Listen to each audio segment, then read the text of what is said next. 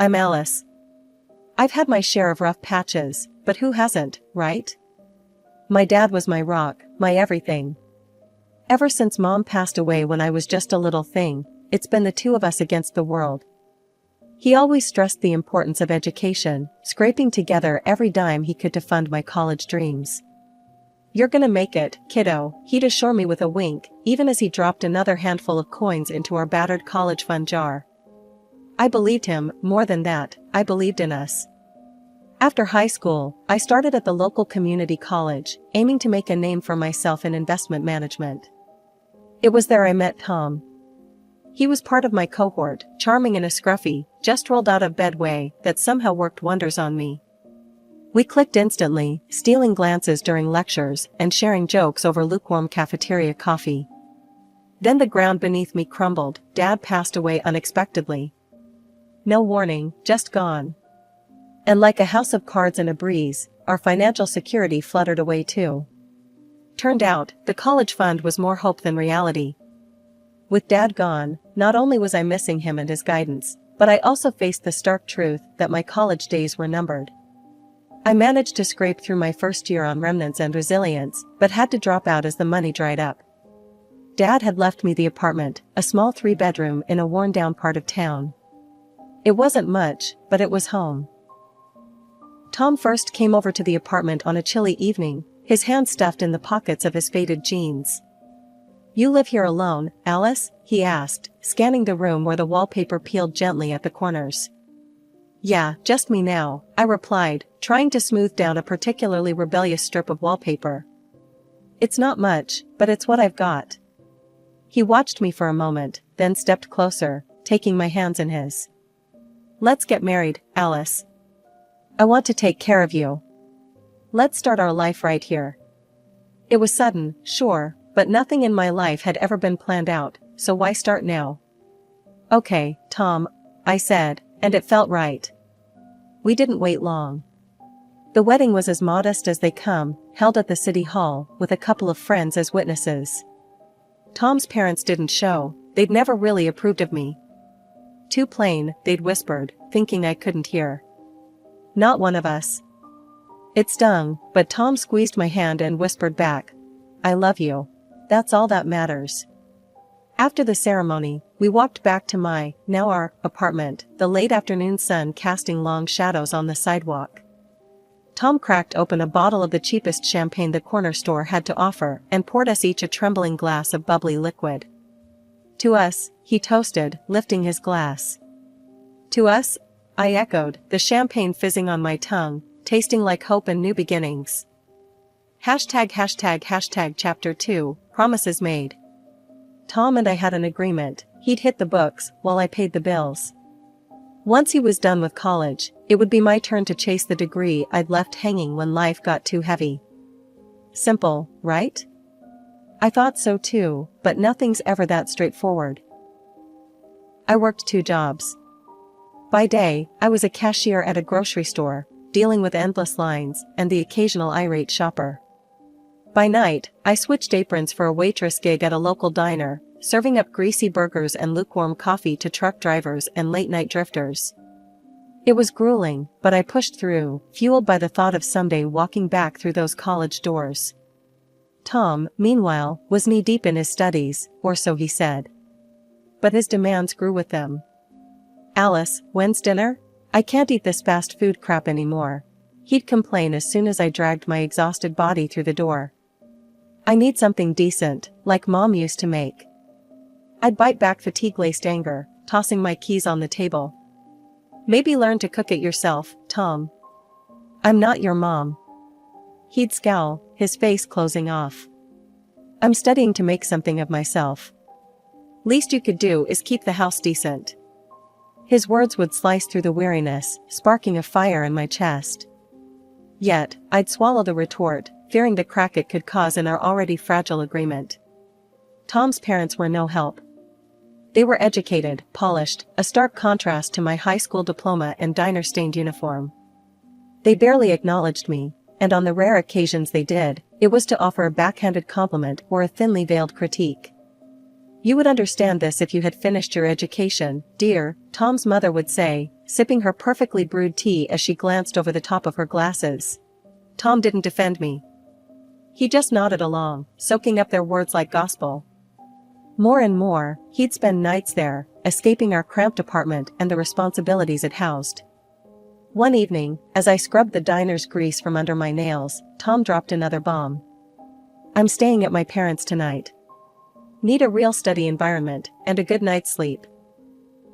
I slammed the bathroom cabinet a little harder than necessary.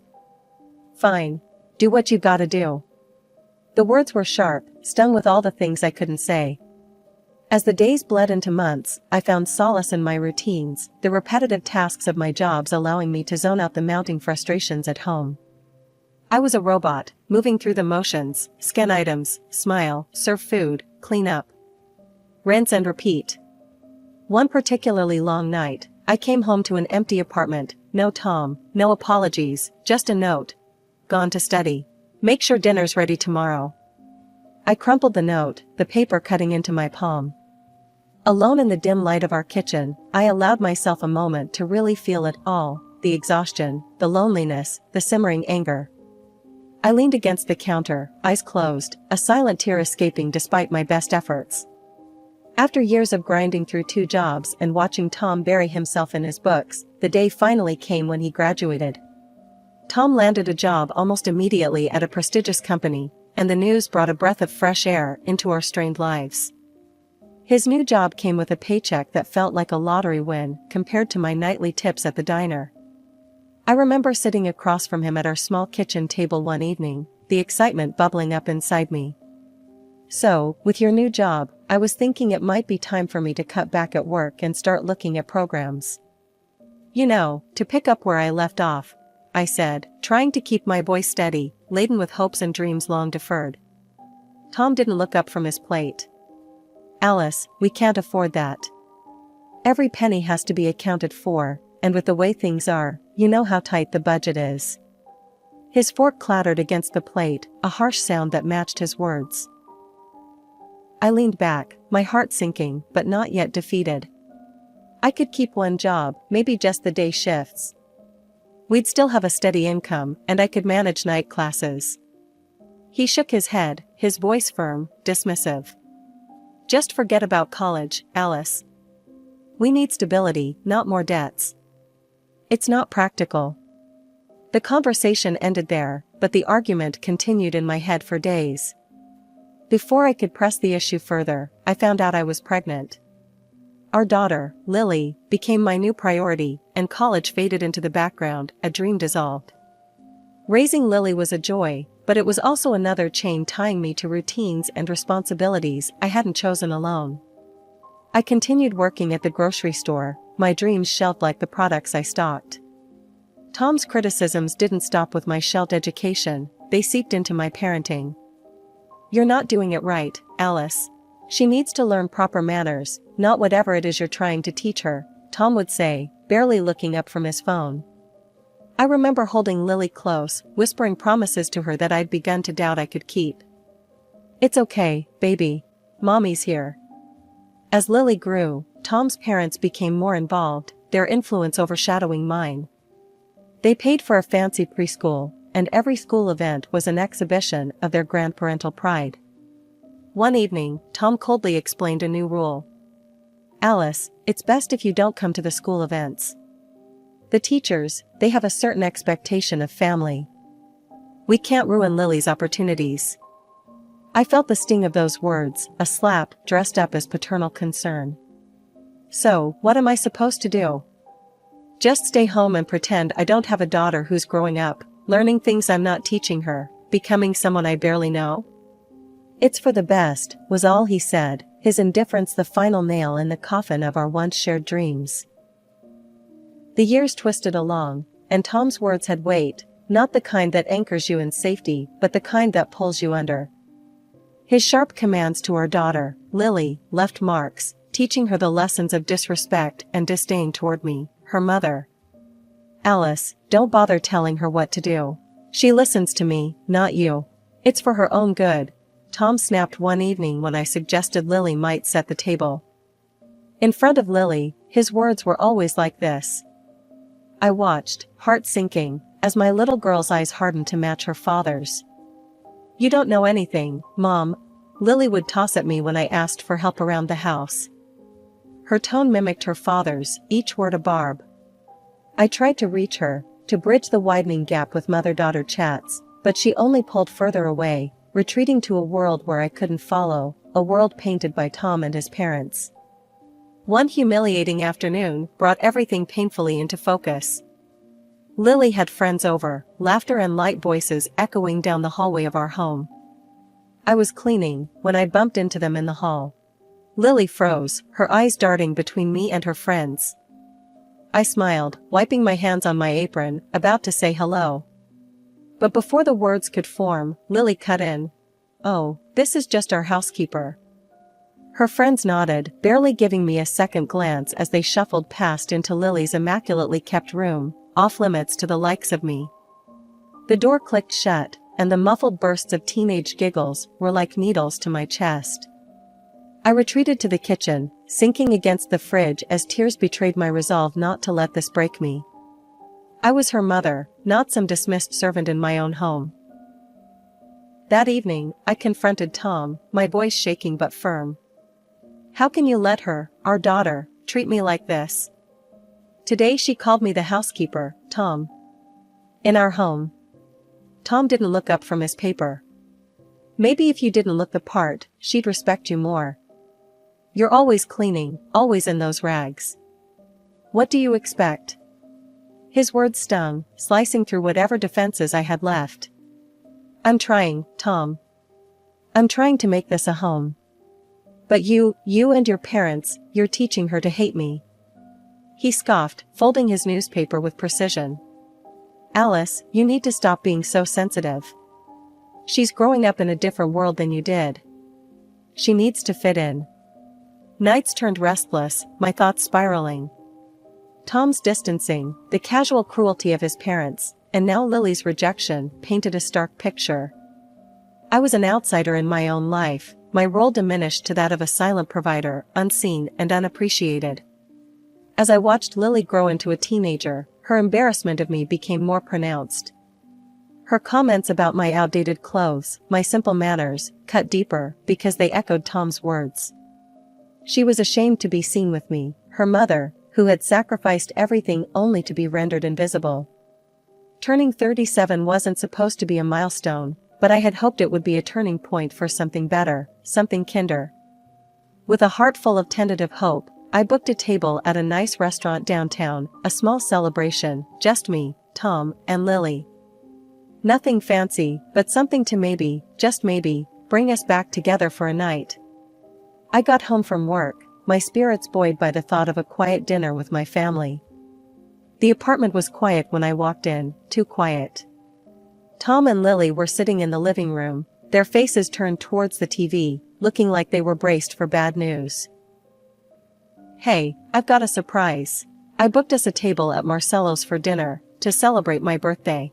Just the three of us," I said, my voice bright, forcing cheerfulness into the edges of my exhaustion. Tom turned off the TV and looked at me, an eyebrow raised, a smirk playing at the corner of his lips. "Alice, seriously? You think we want to go out and celebrate with you? A dropout? What would we even talk about?" Tom's words were casual, but they cut deep, his smirk turning into a sneer. "Yeah, Mom, it's kinda embarrassing. You wouldn't even know which fork to use," Lily added, her words echoing her father's disdain. I felt my face flush, the sting of their words like a slap. "I just thought, we could be a family, for tonight." Tom laughed, a harsh, mocking sound. "A family? With you making a fool of yourself? No thanks. Actually, here's my gift to you." He stood up, walked over to his briefcase, and pulled out an envelope, tossing it onto the coffee table with a dramatic flourish. Confused, I picked it up, my hands trembling. It was a divorce application. This is your gift?" "Yeah, consider yourself free from us. We're done, Alice. I'm taking Lily, and we're moving out. You can keep this place," he said, his words cold, calculated. Lily just nodded, standing up to join her father. I'd rather live with Dad. I can't be seen with you, Mom. It's just too embarrassing. They packed up their things with chilling efficiency. I watched, frozen, as my world was dismantled piece by piece. Not just the physical pieces of our lives, but the last vestiges of any affection, any pretense of a relationship. They left without a goodbye, the door closing with a soft click that echoed like a gunshot in the empty apartment. The divorce proceedings were quick, clinical, and brutal. Tom's parents testified about my inadequacies, painting me as an uneducated, unfit mother in stark, unforgiving strokes. Even Lily spoke, her voice steady, her words rehearsed. I want to live with my dad. He's better for me. Sitting there, in that sterile courtroom, listening to the litany of my supposed failures, I felt something inside me break, or maybe, it was something coming together, a realization hardening into resolve. They were all strangers, their words no longer capable of wounding me as they once had. I was alone, truly alone, but perhaps that was the freedom I needed. I knew one thing for sure, I needed to prove, if to no one else but myself, that I was capable of much more. That burning resolve led me back to the doors of the college I had left years ago.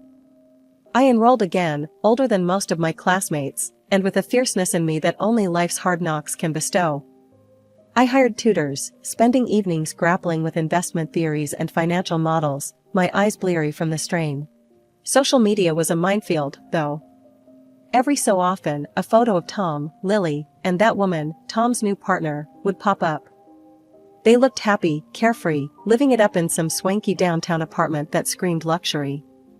The sting of seeing them so blissful, while I was over here piecing myself back together, was a sharp one. But instead of letting it drag me down, I used it as fuel. Each picture, each post, pushed me harder. I channeled my anger, my hurt, into my studies, turning bitterness into a motivator. Graduation day came, and I was a different woman from the one who had started. You've got what it takes, Alice. Don't let anyone tell you differently. My favorite professor, Dr. Henson, told me during our final meeting. His words were a balm to the raw edges of my pride. With his recommendation, I landed a position at a respected firm, stepping into the world of finance with a determination to rise. The corporate world was another battlefield, but one I was now well equipped to navigate. I started as just another employee, but not for long. Within 3 years, I climbed from the ground floor to the department head, my name on an office door, my decisions shaping the company's future. Alongside my career, I revamped my life. I traded my old, battered car for something sleek and new, something that hummed under my touch like a promise. My apartment followed, from modest to modern, a high-rise with views of the city that twinkled like the stars I was reaching for. Shopping for new clothes wasn't just about style, it was about armor. Each piece, whether a sharp suit or a sleek dress, was chosen to project the new me, the confident, capable businesswoman. My hair, once always pulled back in a practical ponytail, now fell in stylish waves or was pinned up in chic designs that said I cared about every detail. Only my closest friends knew the extent of my transformation. You're doing what you were meant to do, Alice. It's like you've finally found your stage, my friend Jenna told me over coffee one day, her eyes wide as she took in the changes.